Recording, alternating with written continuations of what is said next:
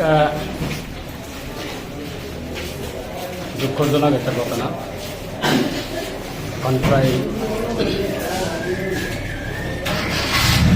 একটা 10 মিনিট বাকি একটা বাজে, 20 মিনিটের আগে একটা ঘটনা ঘটেছে।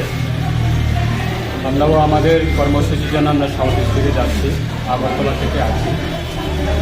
বিশালগড় বিধানসভা কেন্দ্রের অন্তর্গত বাইপাস, যেটা লকডাউনের সময় লকডাউন বাজার, সেটাকে 3-4টি দোকান বোধহয় বসেছে এখানে। তো সেই বাজারটির নাম হলো লকডাউন বাজার, এবং পাশে আরেকটা নতুন পেট্রোল পাম্প হচ্ছে। ওইখান থেকে প্রায় বোধহয় 150 থেকে 200 মিটার একটা ডিস্টেন্স হবে। আমরা যাচ্ছি, আমরা বাইপাস দিয়ে, হঠাৎ করে আমাদের সিকিউরিটির সামনে, সিকিউরিটি গাড়ির সামনে একটা 4 মুখ রাস্তা রয়েছে। আমরা যাচ্ছি ন্যাশনাল হাইওয়ে বাইপাসের মাধ্যমে, এবং অচেনা লোক একজন বাইক, বয়স্ক, উনি বাইক চালিয়ে আছে। হঠাৎ করে উনি স্পিডে ন্যাশনাল হাইওয়েটাকে ক্রস করার জন্য উনি আমাদের স্কোয়াডের গাড়ির সামনে চলে আসে।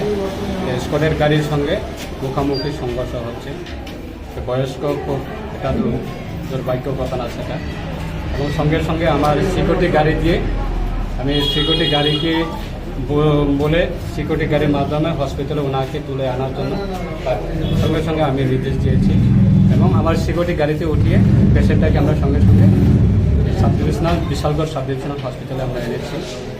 এবং রাস্তাঘাটে বোধহয় আমাদের ফায়ার সার্ভিস গাড়ি গিয়েছিল, এবার ওনাদের সঙ্গে ফায়ার সার্ভিস গাড়িতে আমার সিকিউরিটি গাড়ি থেকে পেশেন্টটাকে নামিয়ে ফায়ার সার্ভিস গাড়িতে বসিয়ে আনা হয়েছে। এখন আমরা সাব ডিভিশনাল হসপিটালে রয়েছি এবং ডক্টরের সঙ্গে কথা বলেছি, এবং সঙ্গে সঙ্গে ওনাকে অতি দ্রুত যাতে চিকিৎসা করা যায় তার জন্য জিবি হসপিটালে পাঠানো হয়েছে। স্যার ওনার কি কোনো পরিচয় পাওয়া গিয়েছে? স্যার কোনো কিছু পাওয়া যায়নি এখন। উনি কি হেলমেট পরা ছিল নাকি? হেলমেট ছিল না আমার জানা মতো। যে বিএপি গাড়িতে আমি ছিলাম, ওনার বয়স্ক যিনি বাইক চালিয়ে আছে খুব স্পিডে, এবং সঙ্গে কোনো হেলমেট ছিল না। হেলমেট ছিল এখন কি জীবিতে রেফার করা হয়েছে? না, ওনাকে এটা দ্রুত গতিতে যাতে ওনাকে চিকিৎসা করা যায় তার জন্য ডক্টরের মাধ্যমে ওনাকে জিবি হসপিটালে রেফার দেওয়া হয়েছে। Thank you sir. আমরা তো হসপিটালের স্টাফ, এই অ্যাম্বুলেন্স দিয়া সরি ফায়ার সার্ভিস দিয়া বলতে পারি যে এটা রোড অ্যাক্সিডেন্ট হচ্ছে। কোন জায়গাতে হয়েছে? বিশালগড়ে হয়েছে, আমরা বিশালগড় হসপিটাল থেকে নিয়ে এসেছি। নাম টাম জানা গেছে? নাম কিছু জানা গেছে।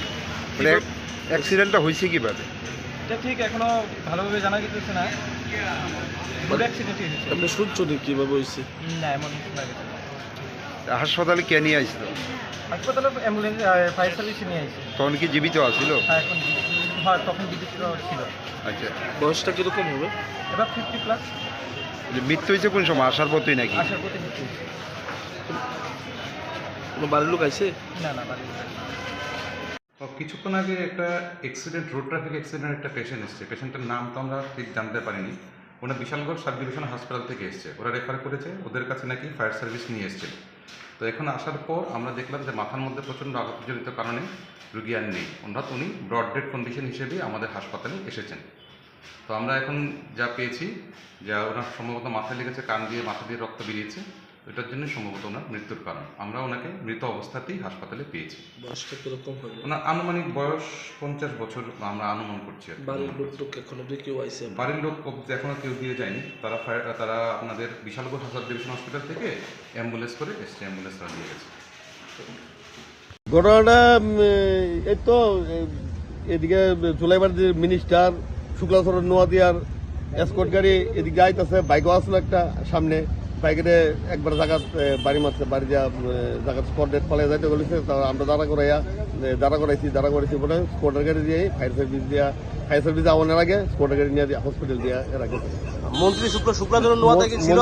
হ্যাঁ, মন্ত্রী শুক্লাচরণ নোয়াদিয়া স্পটে আসলো, দাঁড়ায় কথা কইছে। কজন মারা গেছে? মারা গেছে একজন। বাইকের মধ্যে কি একজনই ছিল? বাইকে একজনই ছিল। এই জায়গাটার নাম কি? জায়গাটা বিশালগড় লকডাউন বাজার। এখন কই আছে? মানে স্পটের গাড়িটা এখন কই আছে? এখন স্পটের গাড়ি তো নিয়ে গেছে, পালাই গেছে, আর উইন্ডো দিছে স্পট ডেট, উড়ে হসপিটাল দিয়ে গেছে। চার মুখের মধ্যে national highway crossing national highway crossing bypass করছে হেলমেট আসবে